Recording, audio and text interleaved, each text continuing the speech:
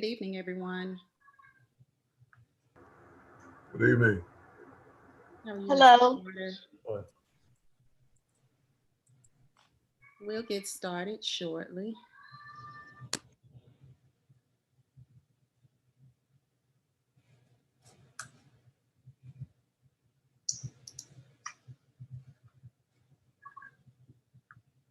Good evening, everyone. Good evening. How are you? Hello. Good evening. Good evening. Hello. Good evening. We'll get started shortly.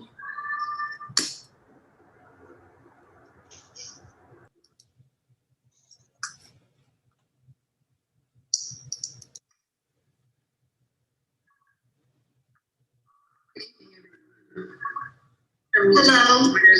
Good evening. Good evening. Hello. Good evening. We'll get started shortly.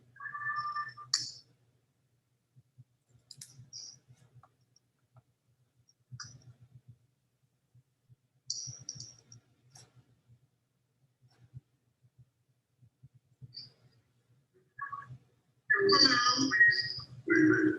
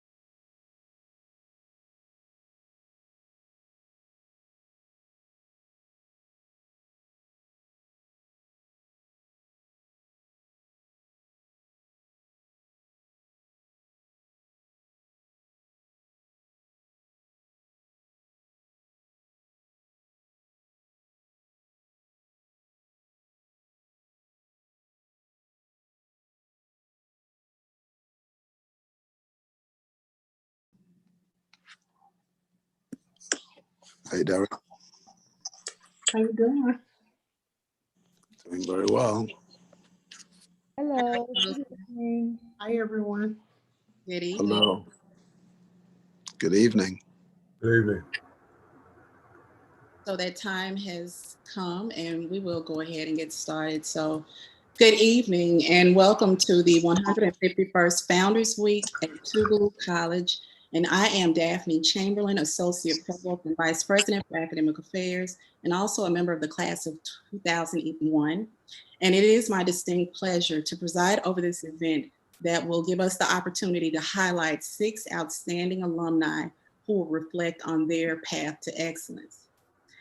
In Clarice Campbell's Mississippi, The View from Tougaloo, she writes, "The measure of a college can best be determined by the quality of its products, its graduates." And the six people who have so graciously accepted our invitation to participate on tonight's panel exemplify what it means to be Tougaloo proud. First, we will open with an invocation by the college chaplain, Reverend Maxine Bolden, who is also a member of the class of 1992, followed by greetings by our Provost and Vice President for Academic Affairs, Dr. Leon C. Wilson, and also greetings from Mrs. Doris Bridgman, who serves as the Director of Alumni Relations and also a member of the class of 1969. So, Chaplain Bolden, please. Good evening. Thank you for the opportunity to pray together. And I would ask that we will be still and pray in this moment and just bring those things that you have with you as we go into prayer. God, we thank you that you have called all of us by name. And just as when we commenced from Tougaloo, you called us and you called us proud and you called us wonderful. You made us in your image. And so this evening, as we gather with those who have graduated from Tugaloo, and even those, God, who are aspiring to graduate from Tugaloo, and those who are serving who are not graduates, all of us together, God, come together to represent your grace as we accomplish great things with you and for you. We pray that this evening you will help us not only to highlight the great things, but to be open to the greater things that are yet to come even. Bless each one who has come, especially those who we will see and hear tonight. Give them grace and courage, strength and wisdom, and boldness, God, to declare this is the Lord's doing and it's marvelous in our eyes. Come, Holy Spirit, lead us and guide us. This is our prayer in Jesus' name. Amen. Amen. Amen.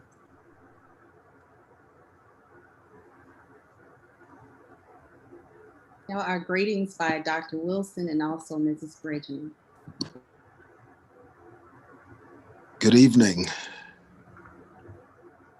One of the most important assets Tougaloo will always possess is its legacy. And the best representation of that legacy is its alumni.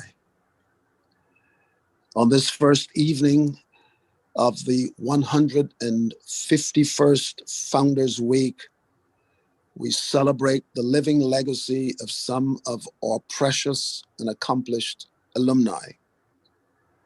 We will feature a small sample of those whose stories inspire us and motivate our students to aspire. So many of you joining us tonight represent the very best Tougaloo College has produced. Your accomplishments not only demonstrate models of success for our matriculating students, but your commitment to your alma mater reminds us that success is sweeter when you invite others to climb the ladders with you.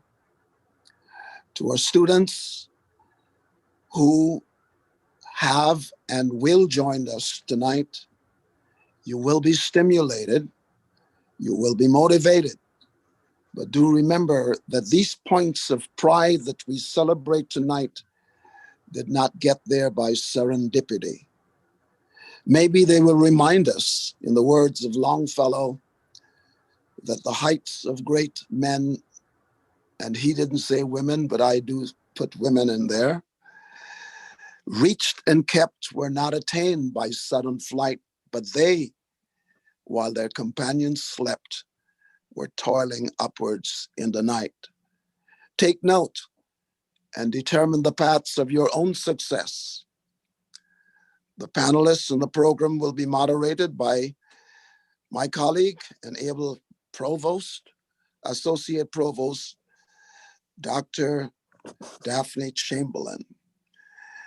And the program will continue as she determines. Be inspired, be motivated, be blessed, and welcome to the journey of 1,000 miles. Where tall the oak tree towers, and where the moss hangs gray, where roses bloom in bowers, there stills my heart today. Fair Tougaloo, I greet thee. Fling out thy red and blue, herald of hope and courage. All hail, dear Tougaloo. Good evening, and thank you, Dr. Chamberlain, for giving me this wonderful opportunity.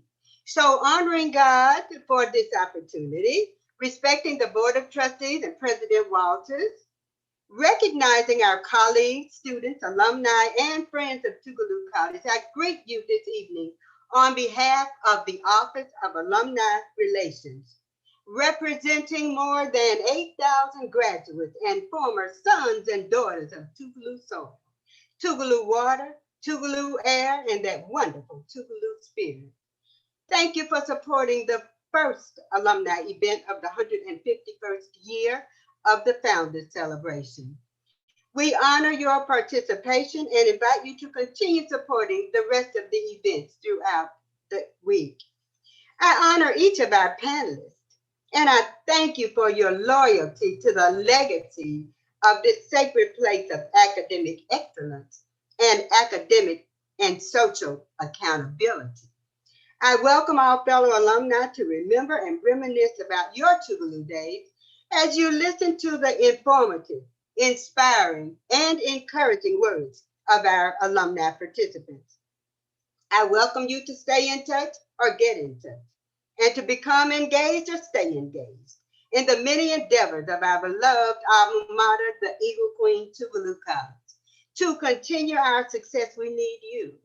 We need you to perpetuate the pride that sits deep within our hearts. Forever stay the beauty. Found memories inspire. They summon stern to duty. Kindle the sacred fire. Thy sons and daughters ever to the vision clear be true. Our glorious alma mater. All hail, dear Tugaloo. And in case you have not heard that, that is the alumni song that has been resurrected, and it will be reproduced and we will use it again. So thank you so much for joining us, and God bless you all. Thank you, Dr. Wilson and Mrs. Bridgman. Those were absolutely warm and welcoming words for our alumni and the entire Tugaloo College family. Next, we'll have the occasion brought to us by our Tugaloo Pre-Alumni Council President, Ms. Vanetta Brownlow. Good afternoon. I'm Vanetta Brownlow, a senior elementary education major hailing from Lexington, Mississippi, and I also have the privilege of serving as the 2020 through 2021 Pre-Alumni Council President.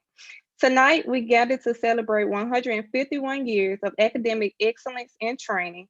Tugaloo College was founded on the principle that every individual that enters this prestigious institution will be given the best education, and that Tugaloo will bring out the best in each individual. Today, we embark on 151 years because of so many of you who have cared and supported our dreams and hopes for Tugaloo. A lot has changed over the years. We have grown bigger, more diverse, and ready for the future. But one thing that has not changed, and that is the purpose of Tugaloo, which is to give each student the opportunity to become the best leader and productive citizen that they can be as we work to change the world, like these wonderful individuals that we have before us tonight. There's a Chinese proverb that goes, the journey of 1,000 miles begins with one step. Generation of Tugalooans have entered the gates and of this esteemed institution, and they are changing and leading, making the world a better place, one step at a time. Although we are virtual during this time, on behalf of the Pre-Alumni Council, I welcome each of you home. Thank you.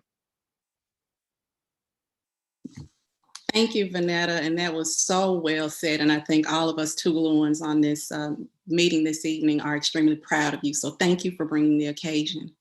Now is the moment that everyone has been waiting for, and that is to hear from our esteemed alumni of the historic Tugaloo College. I will now introduce these persons, and first of all, I would like to thank each and every one of you all for accepting the invitation to join us this evening.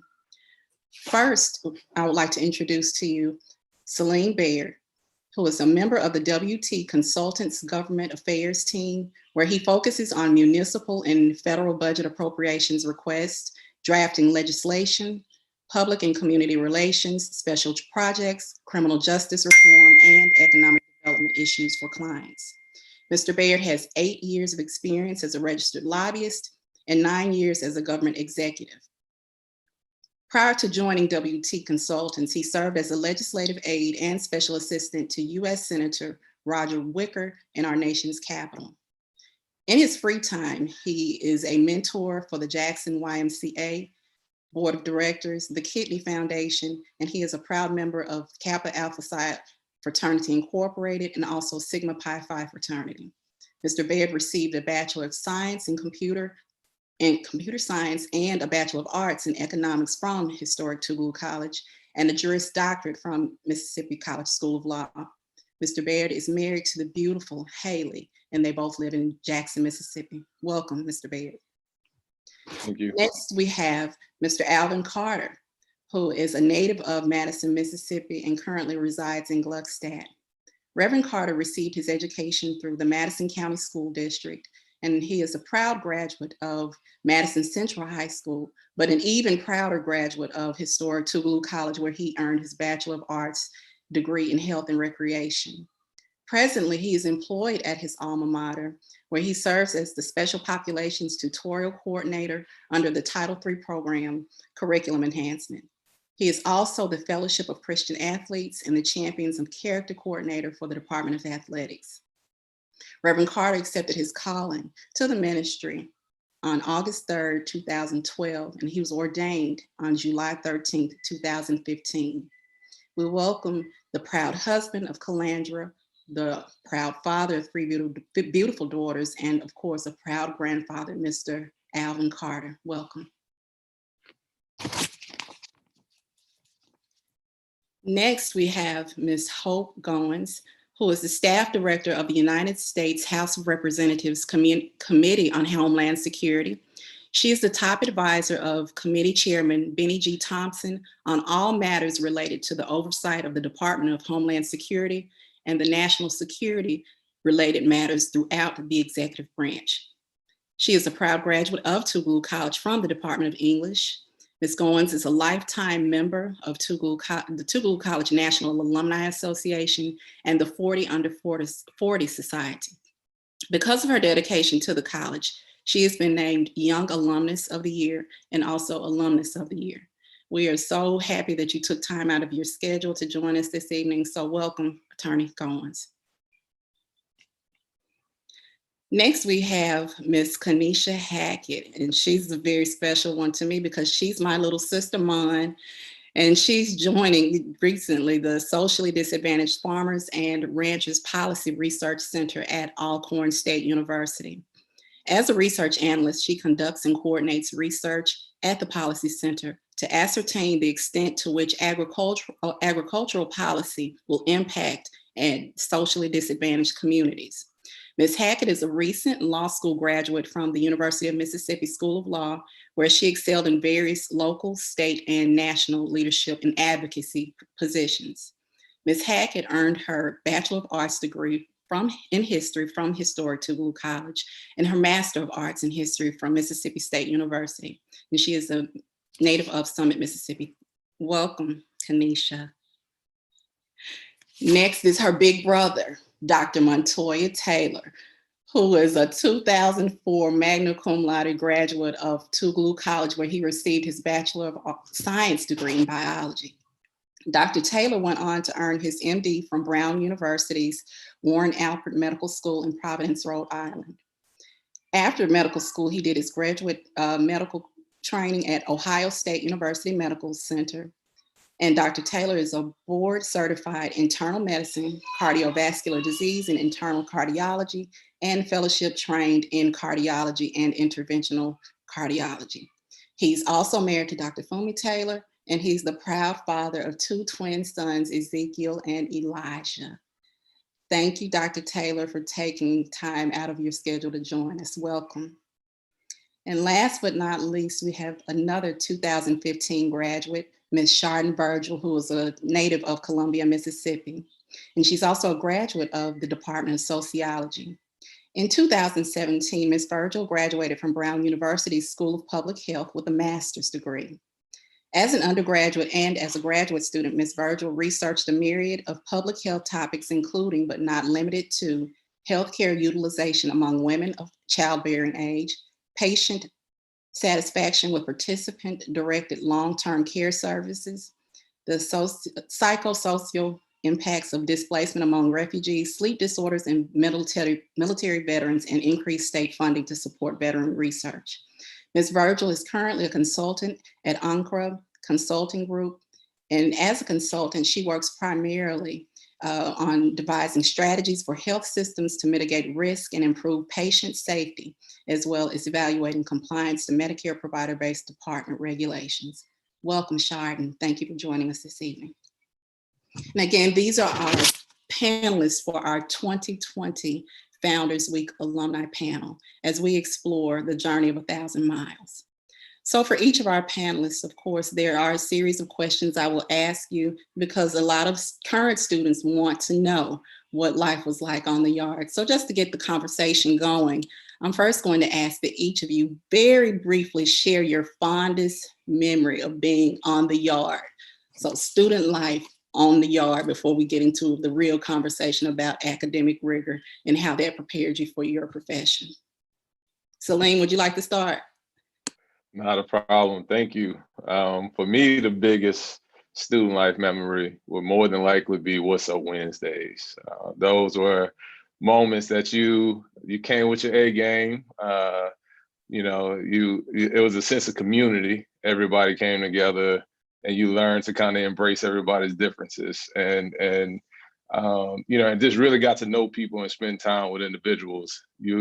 At the same time, the flip side, you had to learn how to focus and manage your time because you couldn't stay too late because you might just miss class, and that wasn't productive. Of course, that's not why our parents sent us to the Eagle Queen. So that for me was I'll never forget that because it again, that sense of community is probably the biggest thing, no matter what our differences was, what organizations we were a part of. We were able to all kind of contribute and make that a special moment. So for me, I would say What's Up Wednesdays. Kanisha, I'm looking at you. Well, I mean, I really don't know. I guess initially I was gonna say What's Up Wednesdays. I thought Celine or my brother was gonna tell the story that they told me about the helicopter and coming out or something that happened when they were at Tougaloo. You can't tell all our secrets now. Everybody know the new clue best. My fondest memory at Tugaloo would have to be homecoming. Every year we would have homecoming and the comedy shows. And it was just a moment for everybody to sit back and laugh, and Homes Hall would be packed out. And of course we would have the after party. So my fondest memory on the yard would definitely have to be home. So before I ask Hope mine, I have to ask you because I'm curious to know what these stories are. Well, G-Roll, no offense to anybody else, we are the best. We did the best parties whenever we were there. We shut the yard down. I mean, we were the resurrection. I mean, campus life is always amazing at Tougaloo College. My very first memory of Tugaloo was actually before I got to Tougaloo. A little known story is that whenever I was in high school, I was part of the Beta Club, and I met this young lady. She invited me to go to her prom. It was at a high school in Jackson. So I came all the way to Jackson to go to a prom to get stood up. I got stood up and I was heartbroken. And my big brother mentor, a gentleman by the name of Chris Shepard, who was a Jackson State student, said, let me take you to the place that has the best parties in the whole city. I'm like, okay, let's do it. When you drive up on this campus, you know, some guy stops us at the gate. I'm like, man, are we going into prison or what's going on? So he does a little banter, gives us an ID. We then go through the gates. We then turn to this campus where parking is atrocious. I mean, there's nowhere to park. I hear all this music coming. We walk into this gymnasium, which is no longer there. We go into the gym, and I mean, there are, as you can see on this call, we are surrounded by very well-dressed men and young ladies. The ratio of men to women was also fantastic. So I go from a upside down frown to my smiles from ear to ear, and I see the AKAs, the Zetas, the SG rows, the Deltas. I mean, it is a fantastic time. So my fondest memory of Tougaloo was not only the What's Up Wednesdays and everything else, but also the parties, the collegiality, and there was no violence at all. I mean, so you had a good time at Tougaloo, and then you just sat back and enjoyed the sights. And so what my sister's referring to is something that the men of Kappa Alpha Psi, also Omega Psi Phi, the pretty nasty parties, the what do we call the ones with the alphas? The ice cream social, ice cream special. I mean, we just had a fantastic time after we separated the business of going to class, getting accepted into grad school, performing well on standardized tests, and also doing community service. We knew how to come together and celebrate. Everybody did it well, but everybody know the noobs do it best. And Dr. Taylor, Mr. Carter may object to that. Ms. Goins, if you would share your fondest memory of being on the yard at Tougaloo. Well, like Dr. Taylor and Mr. Baird said, you know, we had some great times. Before there was What's Up Wednesday, there was Brownlee Gymnasium, which is what Dr. Taylor referred to, and we had some of the best parties. I would say, I believe the last party was thrown by the Gamma Omicron chapter of Alpha Kappa Alpha Sorority Incorporated, and it wasn't because of Gamma Omicron that Brownlee closed. It was just that we just had all the best parties that ended up shutting the whole thing down. We had great parties there. What's Up Wednesday really and truly started from just like genius of students, genius of other alums that were there. They found some DJ equipment in the back and said, and Wednesday was always the best day on campus. Like if you were low on outfits, Wednesday was your best dressing day because that is when they served chicken in the calf. And so that's when What's Up Wednesday started. And we started, you know, having music, dancing, strutting, hanging out on Wednesdays. And once you became an upperclassman and got to have a little know-how to do your schedule, you would stop scheduling class at 1 o'clock unless it was required. You know, some of us had some required classes at 1 o'clock, but anything optional at 1, you know, you would shave that off. I'd rather go to class at 8 o'clock on a Monday than miss the end of What's Up Wednesday, or to, you know, stay, or to on Friday night I would move everything to the middle of the week other than miss a Brownlee party. So Tougaloo was special. I will say that it wasn't that long ago though. We don't want it to sound like we were there way back when. It was just really hype. We had a great time and laid the foundation for alums that came along a little bit later. Thanks, Attorney Goins. Mr. Carter, what about you? And then we'll finish up with Ms. Virgil. Wow, I can attest to what everybody is saying about Brownlee Gym, because when I stepped foot on the campus in 1997, Brownlee Gym was rocking. That was the place to be. And so when I came to Tougaloo, I knew then I wanted to pledge Omega Psi Phi Fraternity Incorporated. I mean, from the day I stepped foot on campus, got the opportunity. So November 17th, 2000, which is 20 years ago this year, not only was that our Founders Day, but that's also the day that my line had our probate at the patio at Warren Hall. There'll never, ever, I hear what everybody else is saying, but there'll never be another probate like that, ever. ever on campus. You can unmute if you want. There'll never be another probate like that. There were people as far as the eye can see. You had to just be there. There'll never be another probate like that. Albert Goins, George Chuck Patterson, Rashad Johnson, Alvin A.C. Carter, Antoine Brown, and Leonard Macklin. We were the 6 wonders of the world that resurrected the mother pearl, and we did it well. Thank you. I was there, Mr. Carter. It was nice. All right. And Shard, and last from you, what is your fondest memory of being on the yard? My fondest memory would probably be just my entire freshman year, especially that first semester. I spent a lot of time getting to know my peers. We spent countless nights sitting on the steps in front of New Women, just talking, getting to know each other, bonding. Countless nights and days in the SGA office, talking and getting to know each other. So that's what I would say. Thanks, Shard. And of course, what you all hear here is the sense of community. Of course, you have young people who are balancing free time and having fun and getting to build lifetime relationships, but also understanding the need to be serious about their academics. And that is what Tougaloo College produces in the students that we bring in. So now we will turn the conversation to something a little more serious, where we talk about academic rigor and academic training at an institution that was founded on educating others. So my question to you all, and anyone can jump in and answer, is what were some of your most memorable experiences and or relationships developed with professors, classmates, and staff at historic Tougaloo College? So memorable experiences or relationships developed with professors, your classmates, and or staff.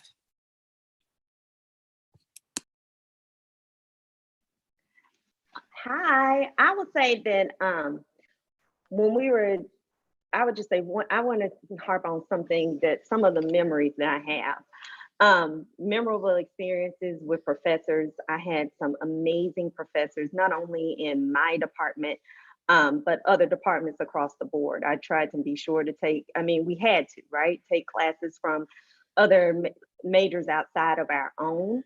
I developed a great relationship with Dr. Jerry Ward at the time, Dr. Annie Sistrunk. She really taught me how to parse sentences. She is dead now, but we had a great opportunity to just learn from her, and also to learn from Dr. Candace Jackson, who will be inducted into the Hall of Fame on Friday evening.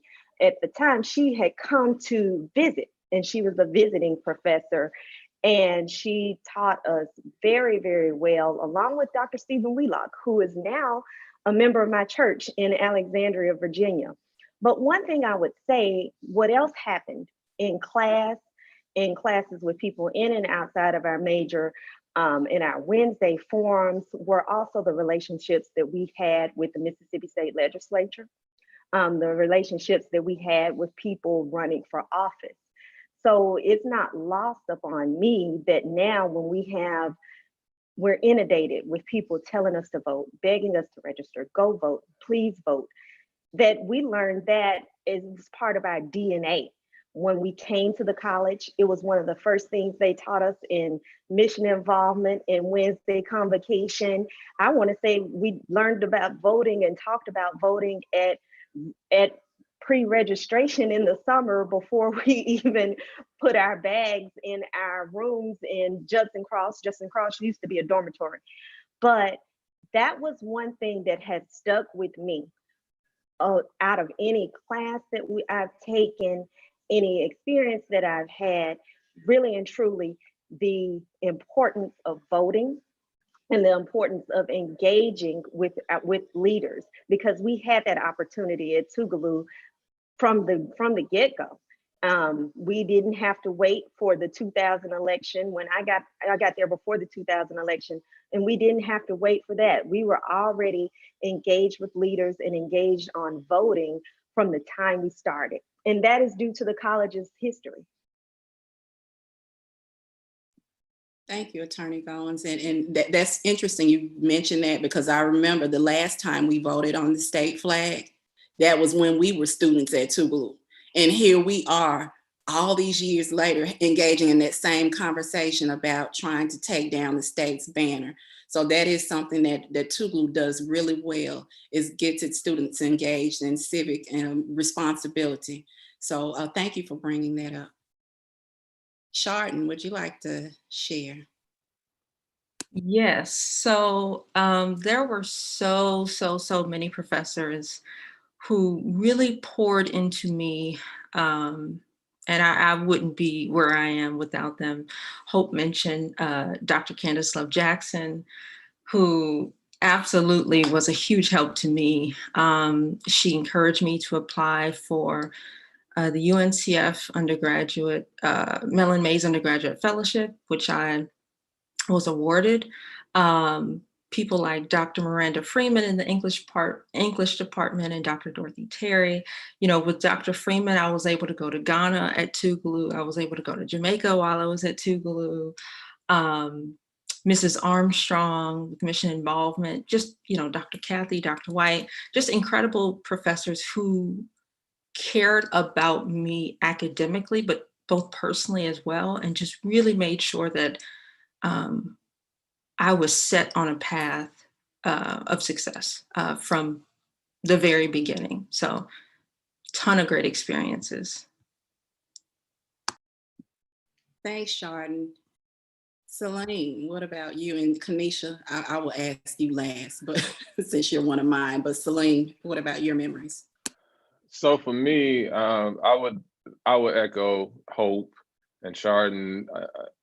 Basically, Dr. Anderson, Dr. Freeman, you know, she was always staying on you about being different. And a lot of times, people often think that, you know, if you go to a PWI or a TWI, that it'll prepare you for the real world. But I felt like those professors, Dr. Ahmad, Muhammad, we can name names all day, but they actually gave you the fundamentals and the tools that you needed to be successful once you left the school, no matter what you did. You know, a lot of times people, you know, you want to find your purpose and kind of figure out what's that fit for you. And you know, those were those lessons that stayed with me after I left, and the same things that they taught me helped me in my career path, whether I was on the Hill or you know, on the Mississippi Capitol, you know, trying to push legislation or do whatever it was that we're doing.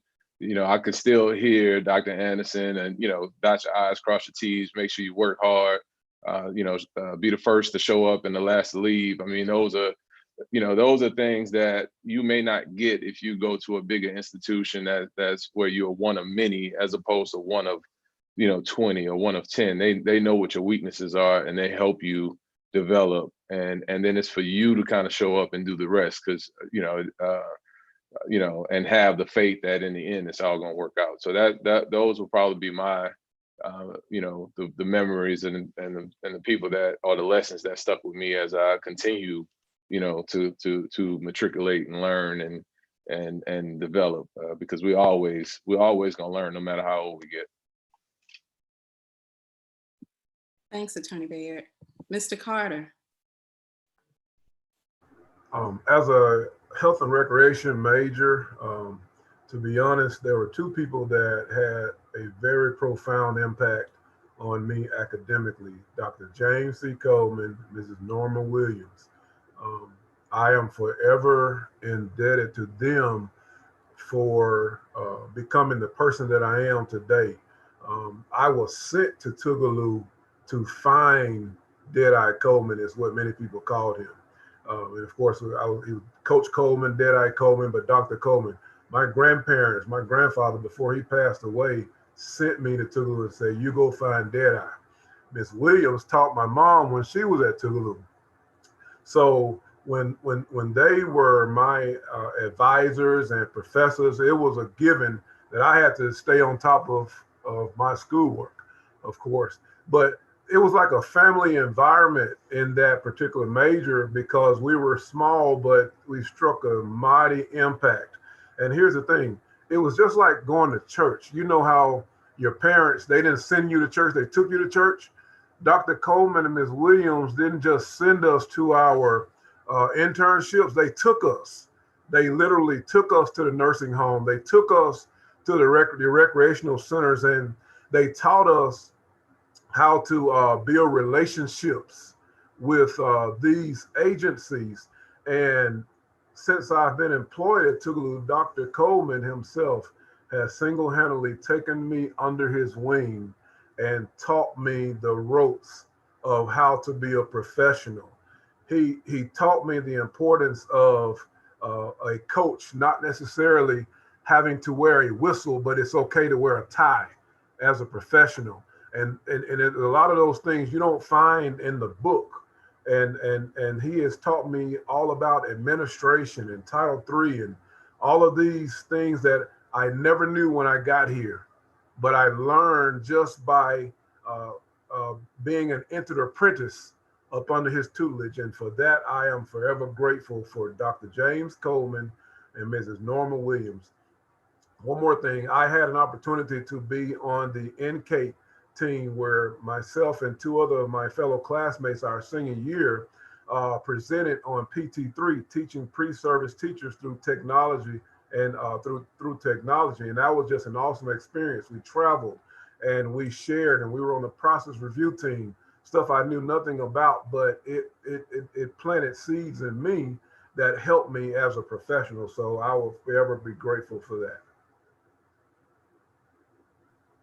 Thanks, Mr. Coleman. And for alumni and just Tugaloo College supporters in general, I don't know if you all know, but Mrs. Norma Williams retired after 56 or 57 years of service from the Division of Education. So we truly appreciate the time and energy that she put into students. And I know just last year I made a comment that if you want to know why I walk so fast, it's because of Ms. Norma Williams' fitness walking class. But thanks, Mr. Carter. And congratulations, Mrs. Williams. We'll hear from Kanisha. And I know Mon may still be on, but Kanisha, your memories before we move on to the next question. Okay, so my fondest memories. So I was a history major when I was at Tougaloo, and I had the fortunate opportunity to learn under Dr. Chamberlain and Dean Williams. And we would be in our history classes, and they would teach us about different protests. They would teach us about the efforts of Fannie Lou Hamer and Medgar Evers, and why it was important to not only give back to the world, but to give back to the state of Mississippi. And so one of my fondest memories, this is recorded, so I'll try to keep it PG. There were some things that happened at Tougaloo. I served as senior class president, and there were some things that happened at Tougaloo my senior year. And I was one of those students, if there was something that I didn't like, I would try to think of the most radical way to get the administration's response. And so this particular day, myself and some of my classmates, including underclassmen, we were sitting in class and we were like, what should we do? And so one of my classmates were like, we should just shut down the administration building. I was like, yes, let's do it. So we sat there, we put our heads together, and we decided we would get caution tape and wrap it around the entire administration building before President Hogan could get there, right? Because we were going to absolutely force her to address our concerns on that day. We did not get the response that we thought that we would. So each one of us, we have our caution tape in hand. We've wrapped it around the administration building. President Hogan pulls up. She greets us. Hey, how are you doing? Is everything okay? What's happening? And so we started chanting. And she said, well, let me put my bag down. I'm going to come out here and join you. So we're all looking like, no, this is not how it's supposed to go. Like, you're supposed to be upset right now, not President Hogan. So not only did she join us, but then she canceled the rest of the courses for that day. We all went into Benny G Auditorium and we had a town hall. She allowed us to address our concerns. She invited the deans from the different divisions. And we had town hall meetings after that for people who were not necessarily willing to skip class to come to the first town hall because the word had not yet gotten around campus that classes were actually canceled. And so I think that's one of my fondest memories at Tougaloo, because Tougaloo taught me, like, you have a voice and you can shout from the rooftop or the mountaintop, and people will hear you if you know what you're talking about and you're saying the right things to the right people. And so that day, it really showed me that the administration, not only did they care about the work that they were doing and making sure that enrollment was where it needed to be, but they actually cared about the concerns of the students. Needless to say, of course, our professors were proud of us because we didn't do anything to get anyone into too much trouble, but we used what we had learned about the protests in history courses and in other social sciences classes to basically shed light on our experiences and to bring change. So I thank Dean Williams and Dr. Chamberlain for teaching me my history and making me remember that I have a voice and that I am the one who chooses how I use my voice and which change I want to bring about. So that's my fondest. Thanks, Kanisha. And Dr. Taylor, your memories of relationships with your faculty, because you're a Kinchlow kid. I am. So those memories that everyone shared are very truthful. Being a Kinchlow kid, everyone talks about the rigors of Kinchlow College, but I also have fond memories of Dr. Freeman, and I'm just a Kinchlow kid. I'm thinking that, we're part of a special society. I'm going to go in this English class and I'm going to, write a couple of papers and we're just going to move it right along. I was wrong. I took her class because I heard about how hard Dr. Ward was. But no, so the whole college holds everyone to a higher standard. You don't get a pass just because of, what major you are or who your family may be. And then also I remember the bowling class. I didn't think I would have to, actually get up there and bowl. Nope, I was held to the standard of bowling, showing up on time and making sure I kept score, and graduated. So my fond memories of Tugaloo is that everyone holds you accountable, not only in the classroom, but outside the classroom. We have a lot of storied families and generations of people that have come through Tugaloo. The Sweet family, the Owens family, the Boldens, and it goes on and on. So we have lots of, great lawyers, and as everyone knows, Tougaloo produces the largest number of African-American physicians, lawyers, dentists that the state has ever had. And so because of the legacy of Tougaloo and everything that's gone through it, we're continuing to produce those leaders in every field that we have on our campus. So majors of the natural sciences, the social sciences, the humanities, everything, we could produce leaders. So my biggest memory is one time whenever I was out and about and someone said, "You're one of those Tougaloo kids. I've heard about you." So we expect nothing but great things. Even though I was not in trouble, they expected nothing but greatness. And I held my head up high and I try and live up to that standard no matter where I go.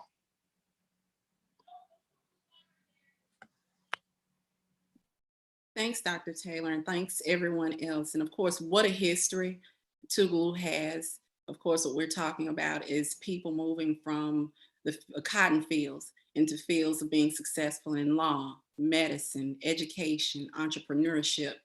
And those are only stories that Tougalooans can tell. And of course, at the end of the day, based on all of these experiences, what you see is Tougaloo College graduates are capable, they're confident, and they're competitive when they leave the gates of the institution. Our next question for the evening is, how did Tougaloo College prepare you for your professional career and for life?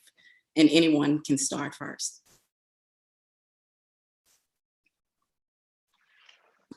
I can speak to that. Essentially, I think the community part that we spoke on earlier, I was able to make mine. Dr. Taylor mentioned that we have a lot of people who have done some great things, and Alvin has also spoke to Dr.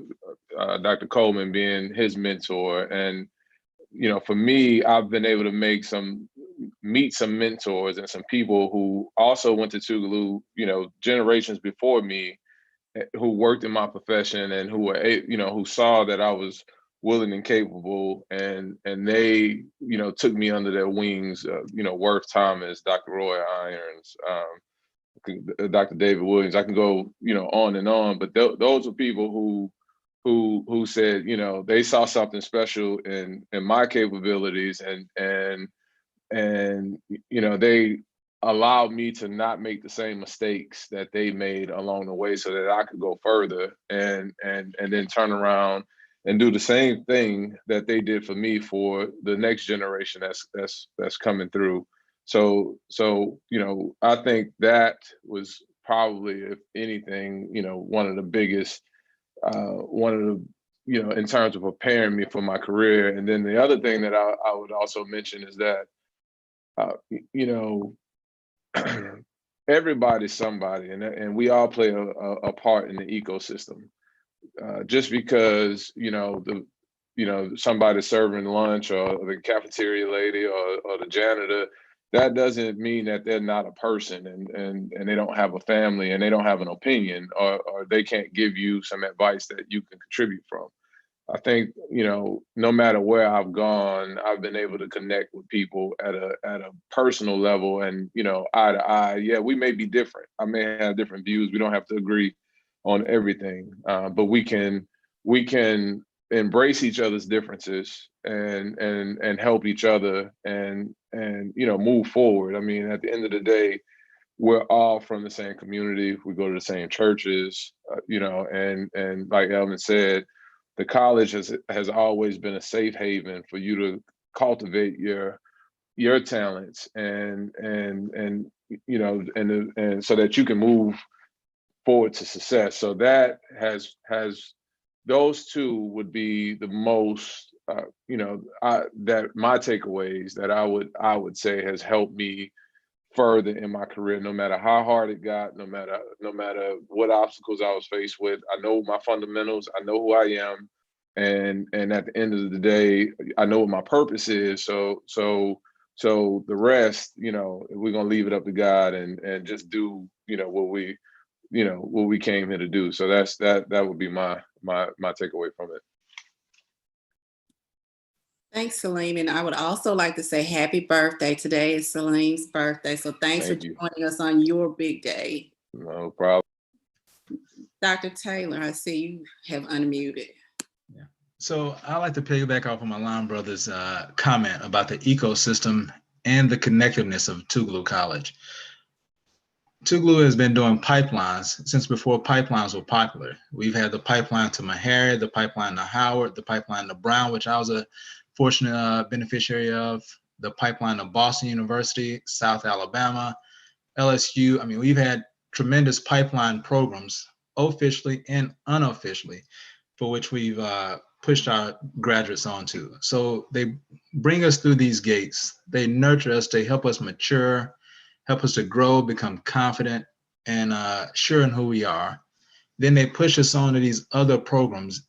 And then we have big brothers and big sisters. I benefited from the mentorship and big brother, big sister relationship from Dr. Paul Aline, Dr. Cherie Carney, Dr. Akita Evans, so many Brown graduates, so many Boston University graduates, colleagues who are at Meharry, Dr. Chapman McFarlane, colleagues who are in Ohio, Dr. Stanisha Davis, colleagues who are in California.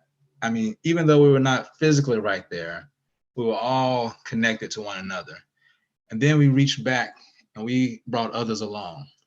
As you guys can see, my little sister's on this call. So she thought she was going to go to PWI maybe for a second, but me and my unofficial brother, Celine Baird, said, no, you're going no place but to Tougaloo. And she has therefore also brought other people along. So as we see these lineages continue, these things continue for the success of the college. And I'm a lifetime member of the Alumni Association, as I know many of the other people on this call are also lifetime members of the Alumni Association. So Tougaloo instills this love. I like to think that cardiology is a center of love. So even though I thought I was something special, some of the first, I think she was the second African-American neurosurgeon. We also have Dr. Jerry Walters, who's an African-American neurosurgeon, the Jackson Heart Study producing scholars upon scholars. So all these relationships, all these pipelines, and then I cannot, I'd be remiss if I did not also mention Dr. Benny Thompson, who was also a protester back in the day and also a member of Kappa Alpha Psi. So he made his mark by first protesting at Tougaloo College. I heard they stole a bus or something, but I wasn't there, so I'm not gonna perpetuate that rumor. But they stole a bus just like my sister protested. And so the spirit of protesting, revolting has been alive and well at Tougaloo. It shall continue to be alive and well at Tougaloo. We're gonna make waves, we're gonna make changes, and if something ain't right, we're gonna make it right.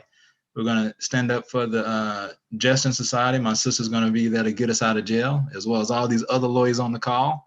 So I know that I'm well defended, not only by Tougaloo, but also by God, no matter where I go.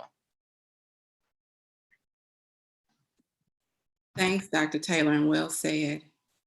Anyone else on how Tougaloo College prepared you for your professional career or for life? Chardon. Yes, thank you, Dr. Chamberlain. I would say confidence. I think that word has come up in the other two panelists' answers. So for me, at Tougaloo, I was a very high achiever. After Tougaloo, I went to Brown University, and there were many, many classes that I took where I was the only person of color, especially the only Black. And that was just the norm. I didn't really have any Black professors, didn't really have any Black TAs or anything like that. So that first year, but particularly that first semester, I did deal with a little bit of imposter syndrome, but I was able to think back on my Tougaloo experiences and those people who I mentioned earlier that poured into me, that really helped me to sort of find my footing and move forward. And I would also say that, I'm sort of having the same scenario play out in the work that I do now as a consultant. I walk in some of these hospitals and meet with the C-suite leaders, and I'm the youngest person, and a lot of times I'm the only Black person in the room. So just having that confidence and knowing where you've come from, you can apply that same situation. It's a slightly different context, but it's the same thing. And so I know I've gotten through it before, and I know that with Tougaloo, with the background of Tougaloo and the history of Tougaloo, I'll be just fine. Thanks, Chardon. Hope, what about you? I would say the spirit of excellence. Many people on this panel have very fond memories of Mrs. Norma Williams. I would say that one of my fond memories was taking her step aerobic class and actually having to get up there and do a routine, and she would call you out if it was something you made up on the fly. So we would have to practice in the evening before we would get there and do a step aerobics routine in her class. She also was once again, Tougaloo was always on top of the issues of the day, what was going on in our world. It wasn't like we were just sitting on a campus oblivious to the rest of the world. One of the things I remember Ms. Williams coming in and she was like, I am getting ready to have a frank discussion with you all about HIV in the Black community. It wasn't on the syllabus, but it was something that was going on, and it was pervasive. It was affecting students. It was affecting the city of Jackson, and we had to sit there and have it. So those types of things, the spirit of excellence, knowing the confidence, knowing that you belonged, knowing that there were people that you could ask.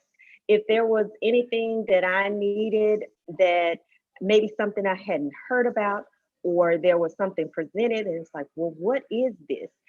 There were people that on campus ranging, as Celine said, there are people of all walks. So there were people at any division of education, the cafeteria, the administrative building, division of humanities, that you could pull over and just say, hey, what does this mean? What does this sentence mean? And what do I need to do to apply to this? And then next thing you know, they're listing out 5 and 10 alums that have done that before and giving out telephone numbers so you can get the assistance that you needed. So I would say that is part of the professional foundation. The pipelines. People have been doing pipelines. People at Tougaloo, that was a pipeline right there. You need something, here it is. Call him, call her. Those were the types of pipelines that were there. And I'm glad to see that now they're popular other places, but also that they're formalized and memorialized so more students can be a part of them and be aware of them, because they're great recruitment tools. But I would say that is what really, really impacted my professional life. Knowing that once I get two, I do need to give one back, whether it is of financial or in kind, or just a little nudge, or sometimes it may even just be the like button or a share. But just knowing that because I've been blessed so significantly by the college, by its alum, by friends of the college, that I need to give back. It is very, very helpful, and it's been very helpful to people along the way. Thanks, Attorney Goins.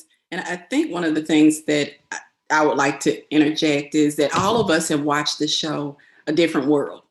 And with that particular show, we saw the student life, we saw the academic training, we saw the relationships that were being formed between students and their peers, but also students and faculty. And when I came to Tugaloo Hope, one of the things I will say is that being in predominantly white spaces prior to that, Tugaloo made me extremely comfortable in the skin that I am in, Chardon. So that's one thing we share in common. And of course, that's something that we can appreciate walking away from Tugaloo College and getting this particular education and these experiences. So that's one thing I appreciate most about my time at Tugaloo and being able to forge these relationships. Last on this question, Mr. Carter. I believe a good takeaway from my experience would be to appreciate community. Appreciate community. Now, where I'm from, I believe I heard Dr. Taylor reference Akita Evans. She's my cousin. Her grandmother and my grandfather were brothers and sisters. Her grandmother graduated from Tugaloo with a degree in elementary education. My grandfather attended Tugaloo at the Daniel Hand School. So Tugaloo is deep into our roots. And so where I'm from, someone may have had sugar cane. Someone else may have had fresh grown vegetables. Someone may have had chickens for eggs, and someone may have had a hog to slaughter, but we all pulled our resources together and we had an appreciation for community. When I came to Tugaloo, we were introduced to community by learning how to build partnerships. Or as a student, we were sent out into these school districts. They took us to the school districts, but Mrs. Williams made certain that we were in uniform. If you didn't have on your uniform, you were going to fail. And I'll be clear with whatever students are watching this, I failed one class 2 times, but it made a believer out of me. But here's the thing. They took us to these particular school districts, and we were taught how to appreciate the partnerships. So when I started working in the Division of Education, I was exposed to the Teacher Education Advisory Council. And this was a council built of local principals or local administrators from various districts in the surrounding metro area, where we were able to send our students out. And so it was nothing to be able to pick up a phone call and say, I have a student who needs some contact hours. And so we were taught how to appreciate community and how to build professional relationships.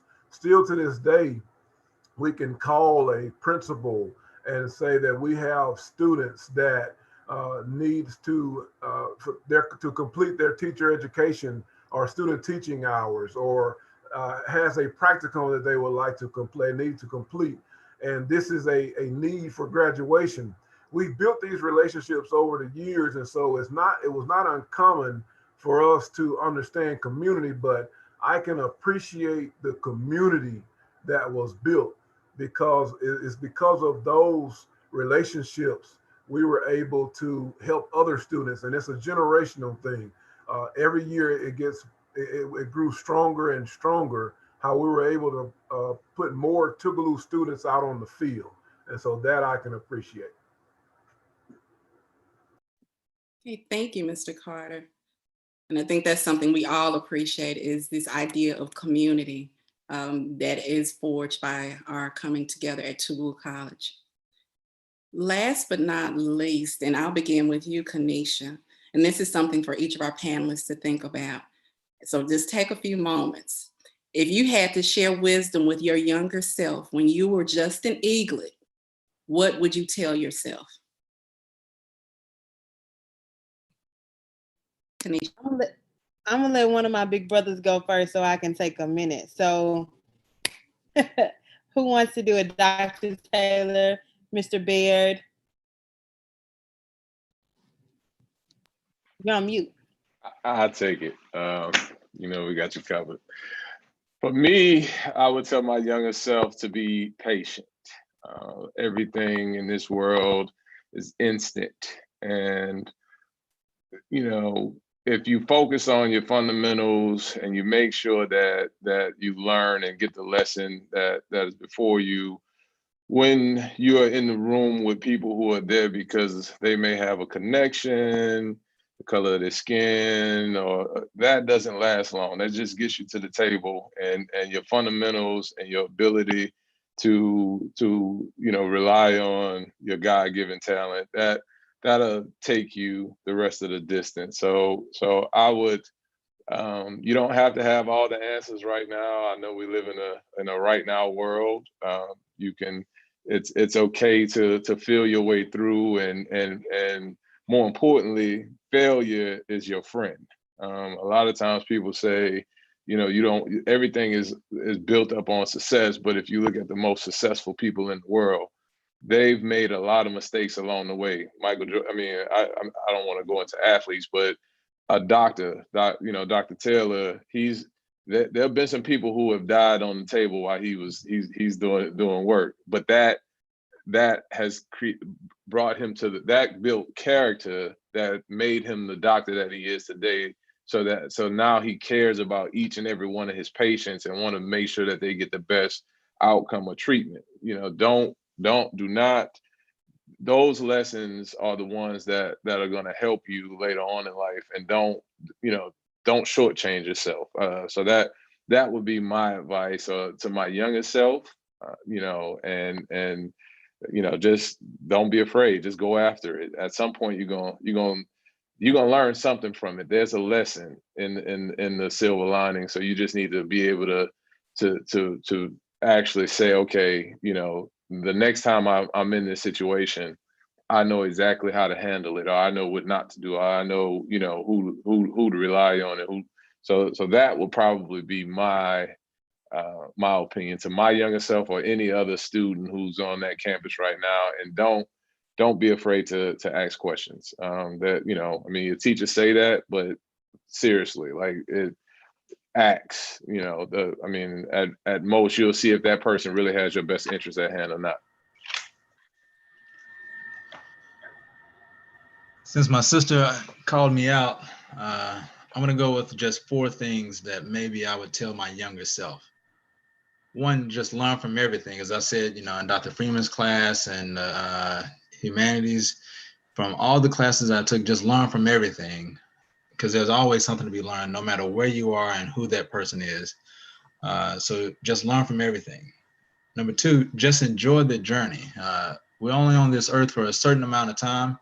Tomorrow is not promised to any of us. If we think about the life of Chadwick Boseman, phenomenal brother. He enjoyed the journey as best as I can tell. I felt like he really enjoyed his life.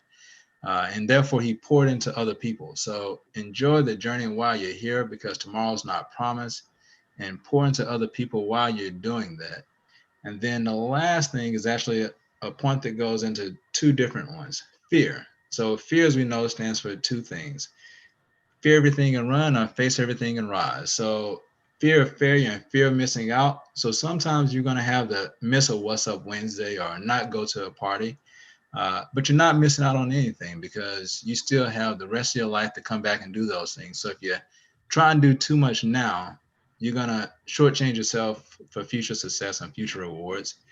And then the fear of failure. Don't be afraid to take that chance. Don't be afraid to apply to that grad school, that law school, that medical school, that internship, that job that may be beyond your reach, but you never know who's on the other side, who's reaching out, who's looking out, and who's also reaching back to try and create these pipeline programs. So one, learn from everything. Two, enjoy the journey. And then fear of failure, fear of missing out. Don't let those things hinder you. And just finally breathe. Just take a moment and just breathe and have some quiet stillness. I listened to the message by Dr. Buckley, who's a very good friend of the Bolden family. And his message was just take some time and breathe this past Sunday. So just breathe. Thanks, Attorney Baird and Dr. Taylor. Kanisha. Okay, so I think I'm ready now. I remember, and I think you guys still do it. It was senior year, and it was time for me to defend my paper, my senior thesis. And I studied and I read through it so many times, but I was still so nervous. I remember I stayed up the night before and literally made myself sick. Like I was sweating, I was hot. It was a mess. But then I walked into your office and you and Dean Williams, you guys were sitting there and y'all were smiling. And I'm thinking to myself, there's nothing to smile about. This is horrible. And so the one question that I was asked, I cannot remember, but I remember the answer was Ida B. Wells. And I can't remember that question to save my life.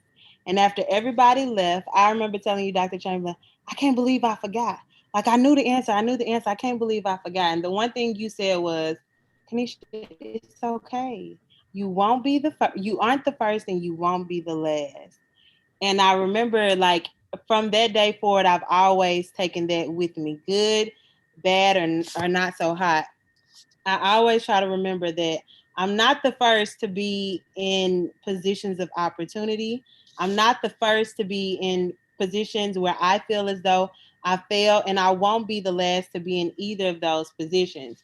So in hindsight, you know, I look back at that moment and I ask myself, why was I so upset with myself? Because I forgot the answer. I remember describing exactly where she lived. I could tell y'all her hometown, but for some reason, her name would not come to the forefront of my mind. And so now when I think about what's the next steps, I always say to myself, well, Kanisha, you aren't the first and you won't be the last. I wasn't the first in my family to go to Tougaloo. My brother was. And I shouldn't be the last in my family to go to Tugaloo because I should pave the way for my little cousins to come. I wasn't the first in my family to go to law school. Celine was. And I shouldn't be the last in my family to go to law school because I should pave the way for other people to come. And so when I think about those little nudges and those little nuggets, golden nuggets that each of you have given me over the years,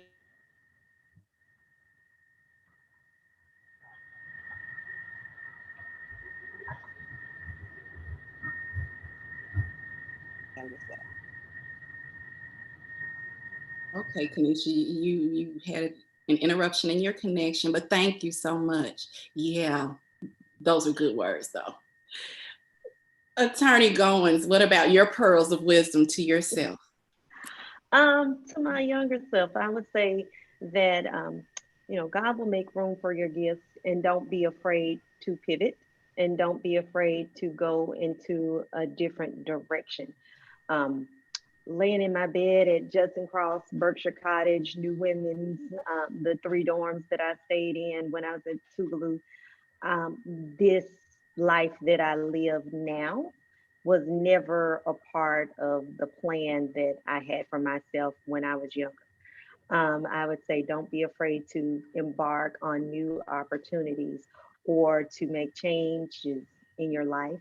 And also don't be afraid of maybe sometimes having certain types of setbacks. I won't just call them flat out failures, but sometimes life does offer you a setback, and there's an opportunity for you to learn, grow from it, and see what direction you really need to turn to and where you can gather more understanding, who you can lean on, and how you can move forward in life. I don't think and there are always people around. You have a village. You had a village just by virtue of stepping foot on the campus. By the time you came to the campus, you had a village of people surround you that can support you in every way going forward. on this call. I've had people with me since I've been a student, and we're still here together.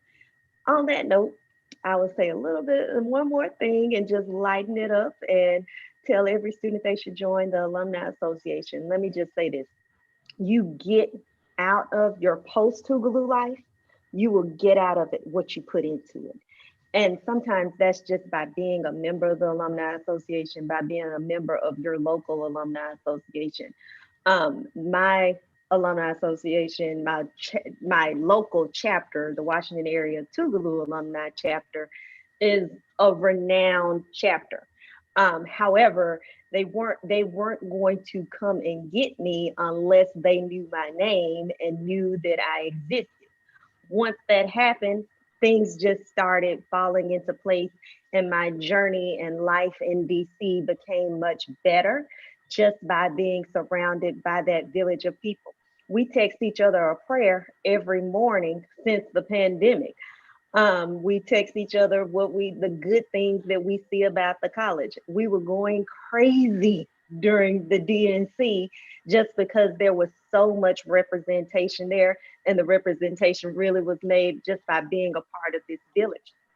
Saying that to say to the young eaglet, laying down in Renner, AA at home now, but once you step foot on the campus, you know, make sure you join the Alumni Association, learn who the alumni are, and don't discount anyone, because once you step foot on that campus, from the person working in the cafeteria, the janitorial staff, physical plant, all the way up to your wonderful president, you have an amazing village. Thanks, Attorney Goins. And next we'll hear from Chardon and finally from Mr. Carter. So I would probably summarize what I would tell my younger self in 3 points. And one is be patient. The job you want, the career, whatever, insert whatever desire you have in that blank. It will come if you do the work. 2, again, be confident. 3, I think someone said something similar to this earlier. Just try to enjoy each moment. Try to enjoy each moment, even if you're in a tough situation or you're in what seems like a valley.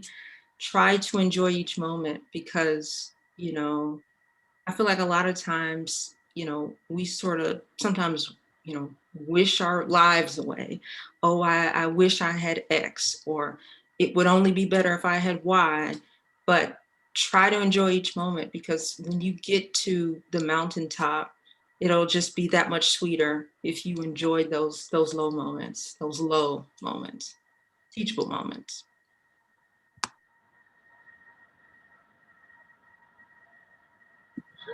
Mr. Carter. One takeaway that I would say to my younger self and any other young eaglet that could receive this is to run your own race. If I could say something to that 1997 fall freshman, I would say run your own race. When I came to Tougaloo in 97, but graduated in 03, of course, that's not 4 years, that's 6 years. And I did not take a break, that was 6 years.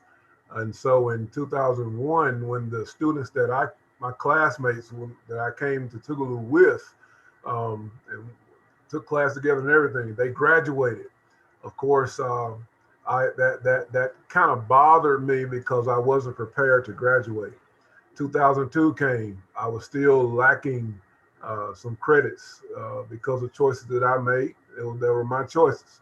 But in 2003, the classes that I failed twice, I made an A in that class because I worked hard. I labored hard. I did not give up. And I was taught to run my own race, not look at somebody else's race that they are running that was already inextricably designed for them.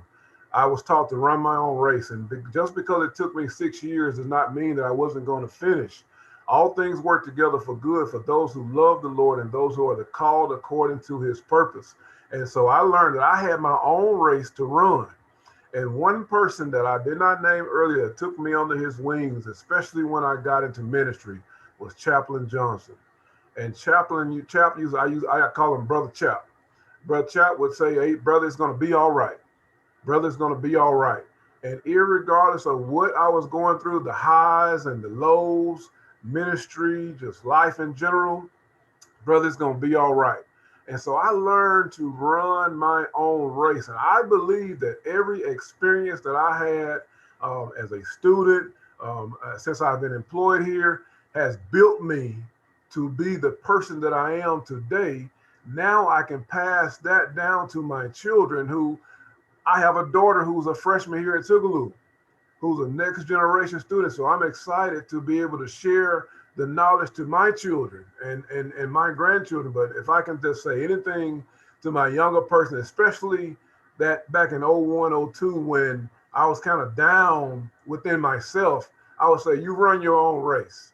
You have your own race to run, because in the end, we all are going to have to give an account for our race, not somebody else's. Thank you. Amen, Pastor. And thank you all so much. And for those of you who are viewing and joining us this evening, remember that the journey of 1,000 miles begins with one step. And each of our panelists this evening shared with you that one step to Tubular College, which has taken them into many different directions, but of course, successful directions where they continue to contribute to the legacy of this historic institution. So again, I would like to thank each of our panelists. First, Celine Baird, class of 2005, Alvin Carter, class of 2003, Hope Goins, class of 2002, Kanisha Hackett, class of 2015, Montoya Taylor, class of 2004, and Chardon Virgil, 2015. And again, I am your moderator for the evening, Daphne Chamberlain, and I'm a member of the class of 2001. Now we will have closing remarks from our 14th president of Historic Tubular College, Dr. Carmen J. Walters. Wow, thank you, Dr. Chamberlain, and thank you to our provost, to our program participants, Ms. Bridgman and Chaplain Bolden. This was so special for me. My heart is just filled with joy and tears in my eyes, because what you're sharing is such a beautiful, beautiful story, such a beautiful legacy for our students. And I was excited to hear, Kanisha, that how Dr. Hogan responded to your protest. Many of you may have known that our students protested earlier, and it was such a challenge for all of us to be able to respond appropriately to them. And I think we did a good job of it, learning from past histories and sitting down talking about how can we engage the students more. And we learned so much from them through that process. They were strong, they were bold, they were courageous. They trended on social media for an entire day. And other colleges started, the president from Alcorn called me. She said, Tougaloo students have my students protesting now. So they were really trending. But now we have students on every committee at the college, every committee, even the budget committee. They are engaged, they are learning about these processes, they are a part of the team, and it's working so well for us. So we're very thankful that we were able to have that experience. And I'm excited to know that you guys had success with Dr. Hogan in that same way. So thank you guys for sharing your stories. They're important, they're meaningful. And I want to thank you as alums for supporting the college. This is one of the banner years for giving for the alums, and I'm eternally grateful to you. And thank you, Attorney Hope Goins. You and I had a blast the last time I was in DC. I got to come back. This COVID thing has to stop. The party was pretty good. But thank you for inviting folks to be engaged with the alumni. I try to meet with TCNAA, their leadership every quarter to talk to them about what we're doing and to get their feedback. And so what you think and what you feel and what you do every day matters to Tougaloo. And we want to stay engaged with you. So thank you, Dr. Chamberlain, for your vision. Dr. Chamberlain has a nickname that I've given her, and I call her Every Woman. She has been just a stalwart to us in COVID-19 and before. I can text her and call her and get her advice on everything from social justice remarks to student need books. So I appreciate your leadership, Dr. Chamberlain, you and the provost. And Tougaloo is doing very well, but we're going to do even better because of what you do every day and because of who you represent and the shoulders you're standing on, and then you are allowing the future students to stand on your shoulders. So thank you very much for all that you do. And thank you for this event tonight. I think it's just wonderful, and we should do this again. It was just very, very good for me to hear the stories. And Dr. Taylor, I like What's Up Wednesday also.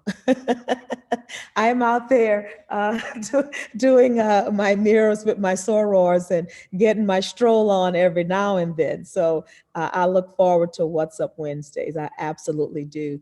And so hopefully in the spring, we'll have our students back on campus and we can practice the guidelines of CDC and still have them enjoy the yard. So thank you guys and enjoy your night. Try to tune in the rest of the week. We have great programming for you, and we have a wonderful plan. And so we look forward to maybe seeing you on Facebook Live or on our YouTube channel. Thank you, President Walters. And again, thank you to our panelists and thank you to our other program participants, Mrs. Bridgman, Chaplain Bolden, and Ms. Brownlow. We appreciate you all greatly. And of course, to our entire Tubular College family, please continue to join us as we celebrate the 151st Founders Week. You all have a great evening and we appreciate you dearly. Thank you. Thank you. Mm-hmm. Thank you. Bye. Thank you. Thank you. Good night. Good night. Thank you. Bye-bye. Thank you all.